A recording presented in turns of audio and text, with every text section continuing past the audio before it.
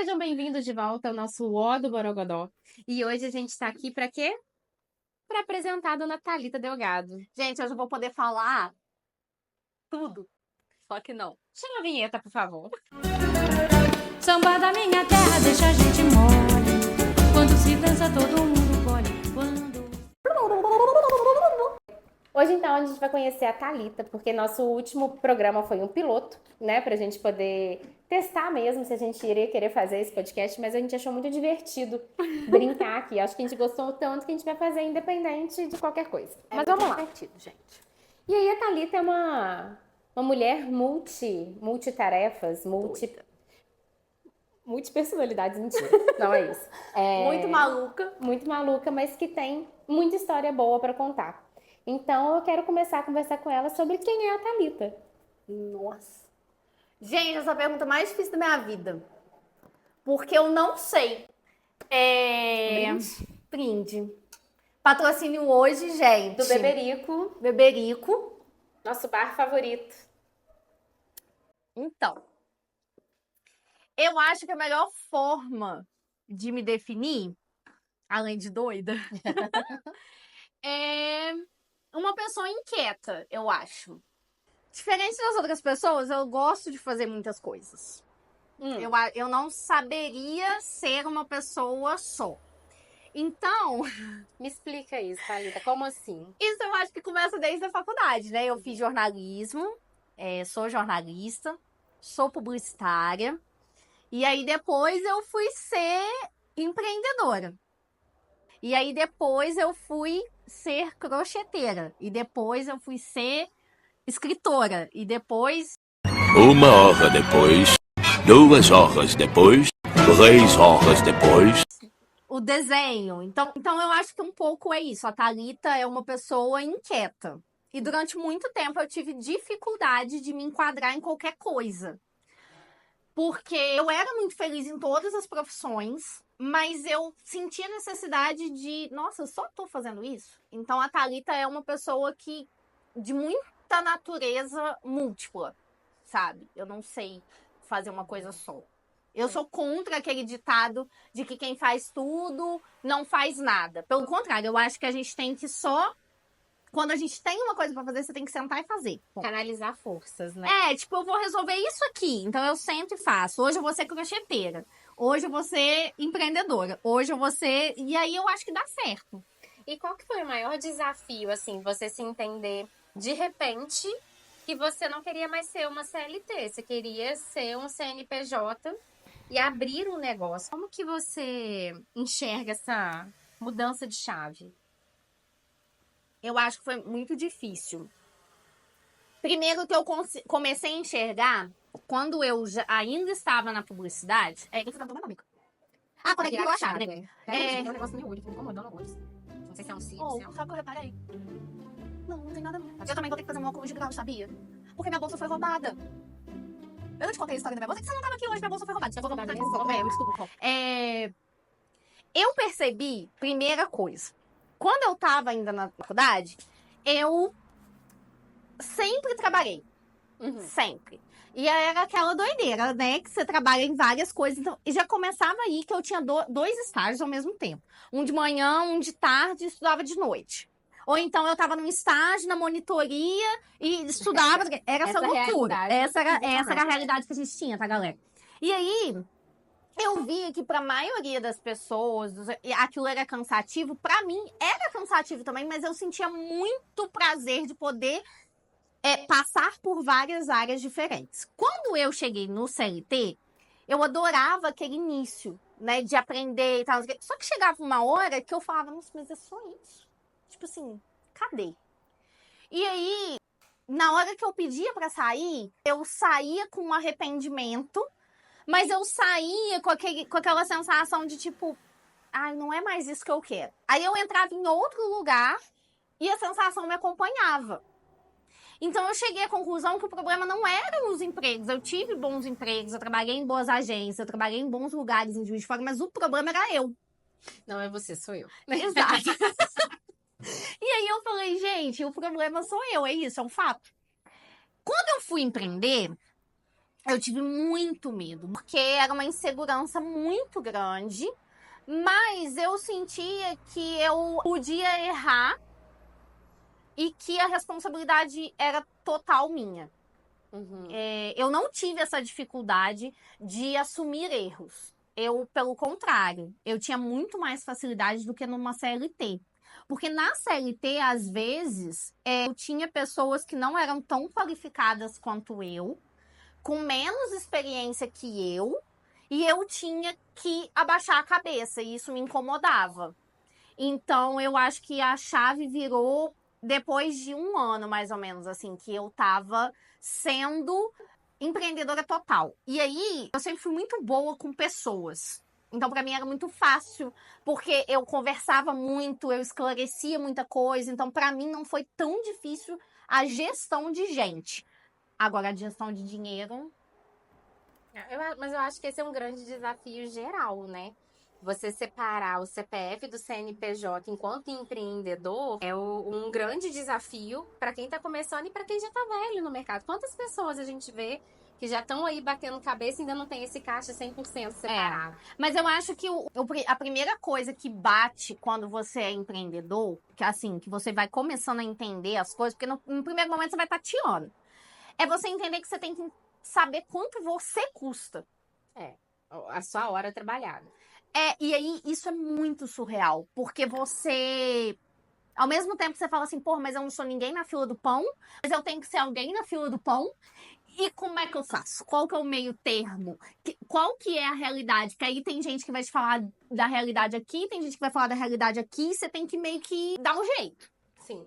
Eu me sinto muito feliz, não na maior parte do tempo, na maior parte do tempo. Feliz o tempo todo. Essa vida não é um comercial de margarina. Não, na maior parte do tempo eu estou aqui derramando lágrimas, tomando uns Rivotril, brincadeira.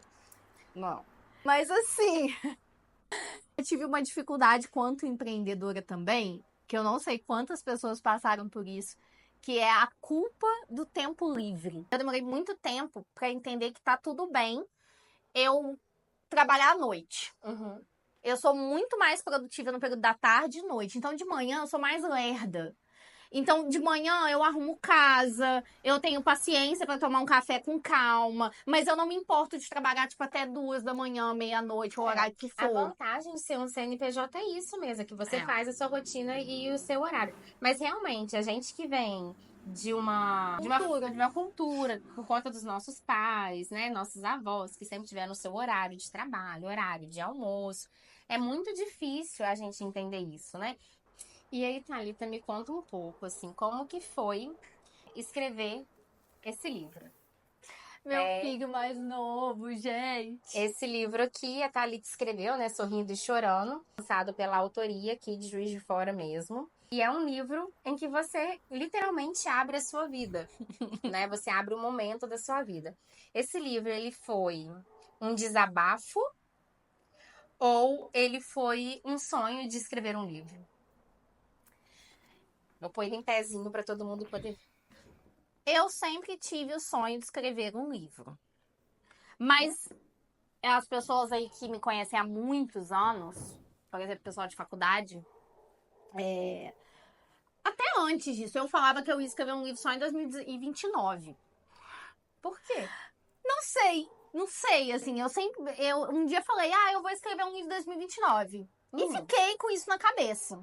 Eu lembro muito de uma agência que eu trabalhava com a Sara, que era minha amiga de faculdade, depois a gente trabalhou junto. E ela sempre falava, cara, você tem que escrever um livro, você tem que escrever... Eu falava, calma, 2029.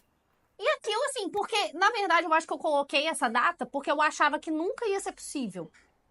Eu achava que era uma coisa muito grande. Mas eu sempre escrevi. Sempre. Mas eu escrevia, pouquíssimas pessoas sabiam disso. Eu escrevia e guardava. E esse livro, na verdade, ele surgiu sem ser um livro. Eu não falei, vou escrever um livro sobre o processo que eu estou passando de me separar.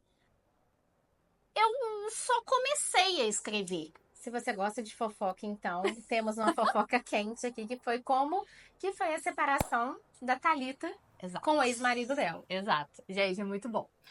Viajei pra praia com 15,70 no bolso, apenas. Fui pra passar 3 dias, passei um mês. Era esse o rolê. Vendeu suas artes na praia. Não, você vendi Você fazia literalmente. crochê, entregava na praia. Literalmente vendi minha arte na praia. E aí, é muito engraçado porque eu comecei a escrever. Escrevi na praia. E eu escrevia no intuito dele ser meu interlocutor. Uhum. E aí eu já tava, sei lá, com muitas crônicas. E aí eu falei, gente, o que eu vou fazer com isso? Mas Fiquei com deixa pra quem aquilo. quiser ler. Tipo assim, fiquei com aquilo. E aí eu lembro de eu dividir isso com algumas amigas. Eu mandei, por exemplo, pra Dani, minha amiga, que está no livro, inclusive. Falei, Dani, lê isso aí. E aí ela falou, tá, vou ler. E aí, logo em seguida, teve aquela história da Shakira e do Piquet. Ah, geleia. Eu marco a geleia lá da minha casa. Mentira, gente. Ai, gente, e aí o que aconteceu? Eu falei, cara, Shakira é sensacional. Maravilhoso. Se ela Que foi ela, que é ela, meu amor. Fez a Ela música. escreveu, ela fez uma música, eu vou escrever um livro. E aí eu peguei, mandei pra meia dúzia de amiga minha e falei, ó, eu vou escrever um livro. E elas falaram, poxa, legal, isso aqui vai ser sobre o quê? Eu falei, não, o livro já tá pronto. Elas falaram, como assim, Thalita? Eu falei, não, o livro já tá pronto, eu tô escrevendo, tá, não sei o quê. Mas não vou mandar pra vocês, vou procurar uma editora. E aí, procurei a editora, a autoria, Carol. E aí, falei, Carol, ó, o livro fala sobre meu divórcio, assim. Tanto que nem título tinha. Era, tipo, Crônicas de um Divórcio. Era um negócio assim, o e-mail que eu mandei pra ela. Eu mandei numa quarta. Na quinta-feira, ela falou pra mim, Thalita, é muito bom, a gente tem que publicar. E aí, eu falei, então, é isso, vamos fazer. Aí, depois disso, eu escrevi mais umas 4 ou 5 crônicas. Pra fechar, né? Pra fechar. Mas eu poderia ficar escrevendo até hoje. E em breve vem um segundo livro. Vem, mas não é mais sobre essa história. A gente tem um projeto já, né? A gente, todo mundo, né? Vou escrever o próximo prefácio. A gente, todo mundo. Gente, é muito legal o próximo livro. E é isso, assim, depois que você começa a fazer, você não quer parar mais. Não quer. E quem quiser adquirir um livro da Thalita, tem pontos de venda, né? Que estão com esse livro. A autoria é um lugar, inclusive, pra você chegar lá, tomar um café e já começar a ler, né? Esse livro que é maravilhoso, uma leitura muito fácil. E temos também um box lá no Mercado novo Municipal. Mercado Municipal, que tá lindo, maravilhoso. Exatamente. Então, pode ir lá também, garantir o seu, ou diretamente com a Thalita, né? Você E aí você vem conhecer os Ziriguidum. vem conhecer o Ziriguidum, tem aqui os livros na prateleira dela, e você pode adquirir o seu e levar ainda com autógrafo pra casa. Ai, gente, vem, é muito legal. E é muito legal, é ótimo. Eu falando do meu próprio livro, é muito legal. Mas assim, eu sempre gostei de escrever crônica. E aí, eu falo isso, que é uma leitura fácil. E eu queria que as pessoas não sentissem dó de mim. Porque eu não tava sentindo dó de mim, sabe? Então eu escrevi um livro que muitas vezes ele é realmente triste, né? Você que leu sabe disso. Mas às vezes ele também é muito debochado, que é muito do que eu sou. Às vezes ele é um divertido. E tem várias curiosidades sobre esse livro. Primeiro, a foto em que eu faço pra estar no autor, né? Eu estou de amarelo e rosa. Essa foto, ela... é em vão. A minha assistente olha lá. Essa foto, quem lealtou a capa não sabia da foto. E fez o livro, a parte de dentro do livro, uma parte é amarela, outra parte é rosa. E a capa, gente, de verdade, me desculpem, mas eu desconheço um livro que tem uma capa tão linda igual a minha. Enfim, é meu filho mais novo, né? Eu vou ler aqui um trechinho, tá? Que fala muito sobre ela. Eu falo demais, eu sei demais, eu opino demais, eu quero controlar demais. Você sempre me disse que eu era demais. Agora, o meu demais é meu eu, completamente. E te dizer, eu estou transbordando sozinha. Às vezes acompanhada também, porque a gente merece aconchego. E é um livro muito bonito, vale a pena a leitura, tá, gente?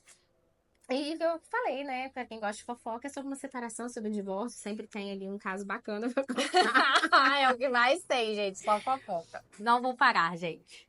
E, gente, vamos lá. O programa de hoje foi pra conhecer o melhor a Thalita, nosso podcast. E agradecer a você que ficou até o final, assistiu. Então, curte, compartilha, se inscreve no nosso canal. Deixa aí. O do Borogodó. Abraço pra vocês e até a próxima semana. Beijo.